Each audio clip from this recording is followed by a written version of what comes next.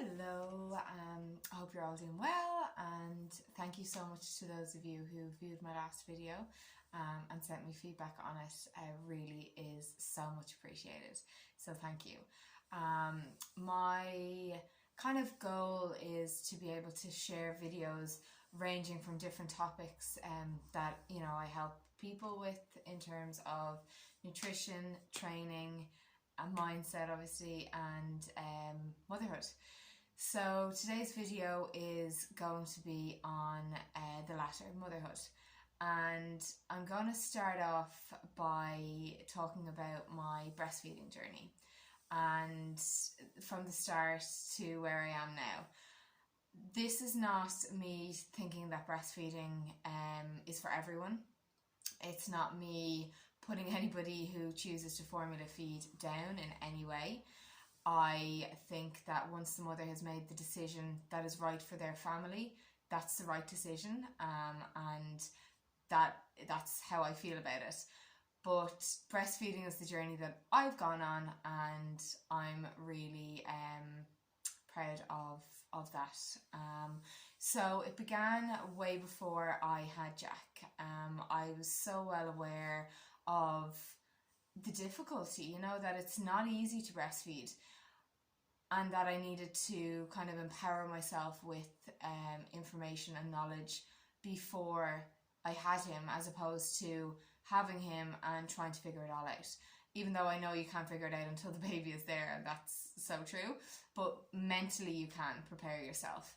So you hear a lot of stories about how hard it is, and I know it is so hard for, it was so difficult for me, and I can see why some people would, not persevere with it, and that's perfectly fine for, their situation, and whatever, like I said, choice you make, you go with it. But I think a lot of people aren't prepared for the journey, and so maybe give up that little bit too soon. When had they mentally prepared themselves, they might be able to continue on. And that's not putting anyone down that had tried and gave up. I'm sure you did your best, and that it was too difficult, and you made the right decision for you and your family, and that's the right decision. So for me, I prepared myself beforehand by I got the Womanly Art of Breastfeeding book, and I read that. I surrounded myself with all the articles I could find. I was doing gentle birth. There are tracks on that for breastfeeding, preparing for breastfeeding. I did a couple of antenatal classes, or is it prenatal? Prenatal is before, isn't it? Sorry. Yeah, I used Mairead O'Sullivan, found her absolutely brilliant, her class. She ran it in the hospital here in Tralee. And yeah, just talked to loads of breastfeeding mummies and tried to really gear myself up for the whole experience. So I was so determined to do it, and like my mum always says, when I put my mind to something, I go passionately about it. I bring it about, because that's just the type of person I am. So yeah, had Jack 9 months ago today, on the 28th of February in Tralee, and the early hours of the morning. Well, 5 to 9, so not really that early. Well, not early as I know it now, but yeah. So I immediately had him latched on, and it was the most wonderful feeling in the world.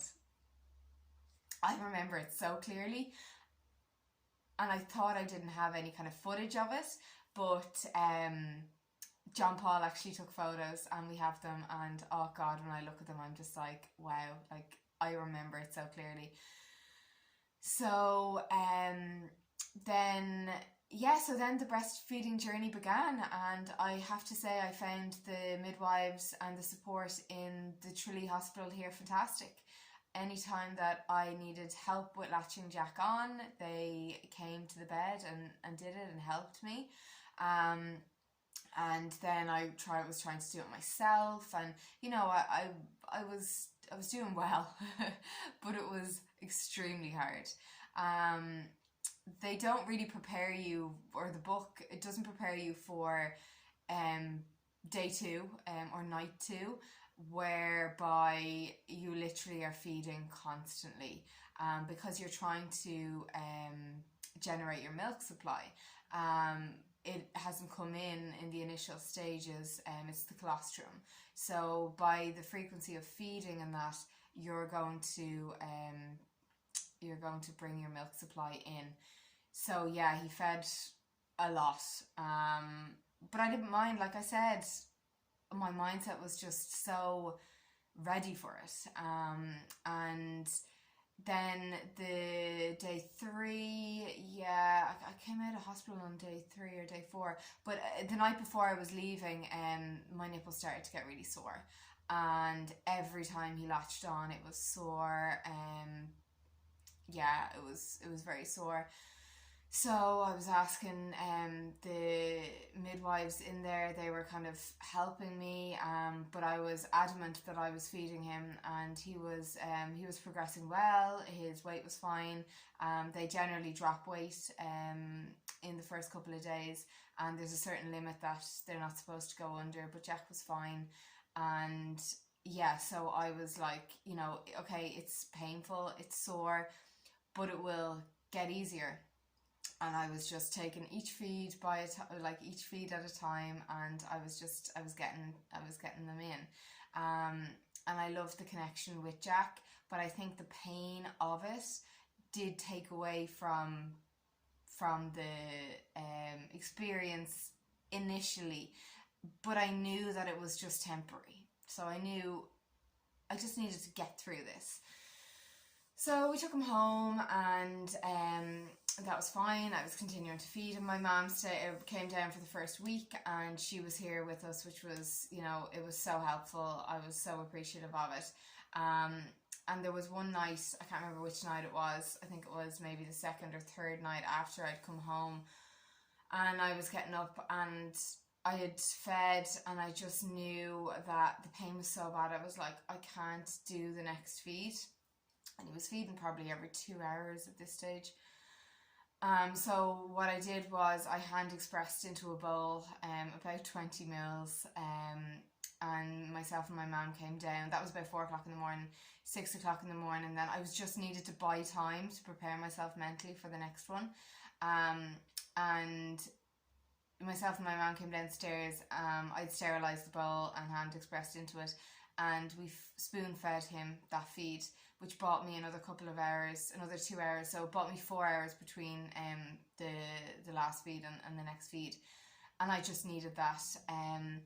Because my nipples were getting really, really sore, I was messaging my friend Sinead, who was a huge support and a huge help. She is a big part of the Quidju groups here in Tralee as well. And she was giving me advice and helpful kind of tips. So off I sent John Paul out to Tesco to get me whatever I was told to get, and to get me through. So what I actually had was called blebs, and they're very common, and sometimes you just need to feed through them to actually release them. So I did that, but in the meantime, I was like, this is so hard. I can so see how people, will just give up. But I decided then to contact Mairead, the lactation consultant, and she was absolutely unbelievable. She came out here the next day, and she assessed my latch. She took a look at Jack to see if he had a tongue tie, which he didn't have, and she helped me get a better latch, sit in more comfortable positions. She told me I had to get these, I can't remember what they're called. Oh, I should know. They were compress pads. I'll find out what they were. Nursey Care, that was it, sorry. Nursey Care pads from Lee's Pharmacy here in Tralee, and that they would help. And oh my god, did they help. Wow, like I was telling everybody about these because they helped me so much. They really did clear up the soreness, and and that. So once I had that kind of initial stage over with, I started experiencing more enjoyable feeds, and then I was like, "Do you know what, this is just amazing," and I'm so happy that like I continued on and that I persevered, and it started to be, you know, really enjoyable experience after I had that initial problem sorted. A few weeks later, then, really enjoying the experience, I started to get some pain again. Then I got back onto Mairead. I told her all my symptoms, what was happening, and I went to the doctor, and it turned out that I had thrush, and then Jack has thrush as well, or had thrush as well. So both of us had to be treated for the thrush. And that went on for a couple of weeks. So it was sore on one side, the other side was actually fine. So I really did favour feeding on one side, and then I expressed on the other side. Oh no, wait. Sorry, I'm gonna have to get this right. I fed on the side that had the infection, and I expressed only on the other side. Because I think I was told if you're expressing on the side that had the thrush, you could run the risk of putting the infection through the machine or something like that. I don't know, don't quote me on that, that's maybe wrong altogether. But anyway, so that's what I was doing. And that lasted for a little while, maybe 2 weeks, could have been 3, and it was difficult again. So it was definitely difficult again. But you know what? I was so determined. I knew that once this was cleared up, because I'd had the nice period, that was going to come back again. So once the infection was cleared up and everything else, it was back to just a lovely experience. And that's where we've been, you know, since. So it's 9 months on, and I absolutely love breastfeeding. I love the connection that I have with Jack while we're feeding, and it's just amazing to know that my body is nourishing him with my milk, and he's fine and sturdy now, and just to know that that's as a result of his feeding is really, really important to me. And it's also you know, a lot of people have said, you know, I got back into shape, whatever, fast. Like, breastfeeding does help to burn additional calories. It's not why I breastfeed, but for me it definitely helped me to get back, you know, not that I was trying to bounce back or get back into shape, but it helped me with that as well, along with my training and things.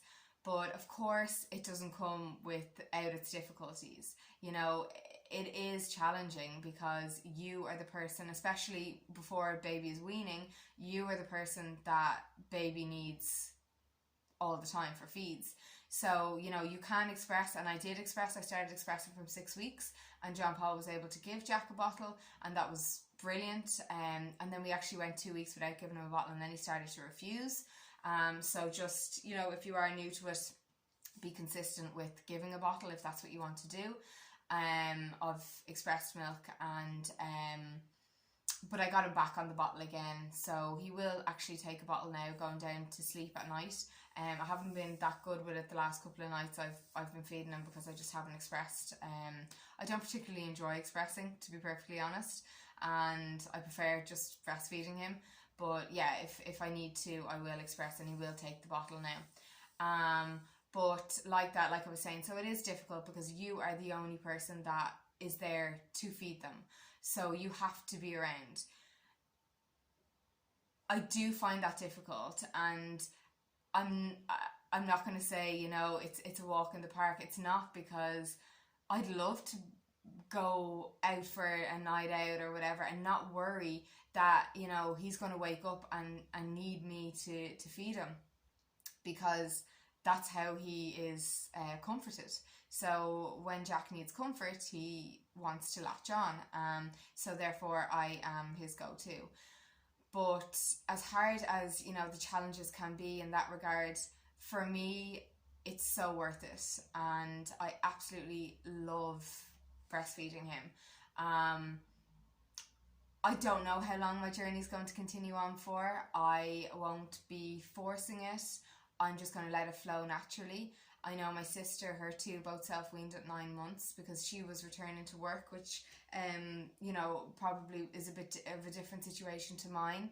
I know people that have fed for 2 years, longer. I'm not forcing it. I am not going to force Jack to stop. I'm not going to force him to continue. Whatever he wants is going to kind of dictate the breastfeeding journey. But when he gets to 1, milk isn't as important. It's really important. It's the number 1 source of nutrition now. So that's, really, really important. And then solids kind of take over as being more important after 1. And they can have cow's milk then. So yeah, while it's definitely been challenging, it challenges a relationship because how much you need to be, there to feed him. Going out on nights out just isn't an option. He's not sleeping. Never mind through the night, but he wakes. I'm not even going to speak about it, but during the night. So that part is definitely challenging, and I can really see, why people might think about stopping a little bit sooner, in order to be able to do things that they've been missing out on. And to be perfectly honest, it has crossed my mind too. But the pros of it really outweigh the cons for me at the moment. Look, he's not going to be a baby forever. That's how I see it. Every feed I feed him now, I'm just reveling in it because I don't know when the journey's going to stop. And when it does, I don't know if you can prepare yourself for it, but I'd like to think I will be fine with it because it will be coming from, us both being ready to move on and that. But while, okay, it can hinder kind of your social life, getting out, things like that, it's definitely not a reason for me to stop. Anyway, there's always the option of expressing, giving express bottles. If Jack slept better through the night, and I know a lot of breastfed babies do, if Jack slept better through the night, I would happily expressly, go out on a night out, leave him with someone that we really trust and have the bottles there for him. And we might trial that soon because sure, you don't know until you try it, do you really? So we haven't tried it, so I can't say he won't settle for someone else because I don't know. But if we were to do that, we just, go out for a couple of hours, be close enough by that if he did need me, I'd come back. So yeah, and one other thing that I wanted to say was, the whole thing around alcohol and breastfeeding. If you research Jack Newman, he has so much literature on alcohol and breastfeeding. I think if I was told that I couldn't have any alcohol while I was feeding, I wouldn't have gotten to this stage. So yeah, you absolutely can, obviously in moderation, but more important than, the amount of alcohol that you drink is that you stay in a sober enough state that you can look after your baby. So I think the risk is more in the effect that the alcohol has on you and your surroundings than any sort of transference to the milk. And that's something that's really important because I think that does stop a lot of people even considering breastfeeding because they're not aware of that. But yeah, just to conclude, it's the most wonderful experience. It hasn't been easy. There has been, very difficult times along the journey. I prepared my mind beforehand, which is imperative. I knew that the difficult times wouldn't last forever. We'd get through them, and we did, and it's just been so wonderful. So for anyone who is expecting, considering breastfeeding, make sure that you're prepared beforehand and prepare your mind as well for it. But once you get into the swing of it, it really is the most wonderful, the most exhilarating, the most amazing thing that you will do. And also, if it doesn't work out, don't beat yourself up. I only have one little boy. I, honest to God, I'm unsure how people manage with like 2 or, looking after others. So that's a different story altogether. I can't give my advice on that because I haven't done that. But for the experience that I have had, I would 100% recommend it. I just think it's absolutely fantastic. And yeah, so I hope you got some good information from this. I do recommend the Womanly Art of Breastfeeding book. I definitely, if you're in Kerry, I wholeheartedly recommend Mairead O'Sullivan. And yeah, so hope you enjoyed this, and thanks so much for listening. If you did enjoy it, you know anyone that's expecting or anybody that might benefit from this video, please do share it. I'd be so grateful, so thankful. So have a lovely day, and I will talk to you soon.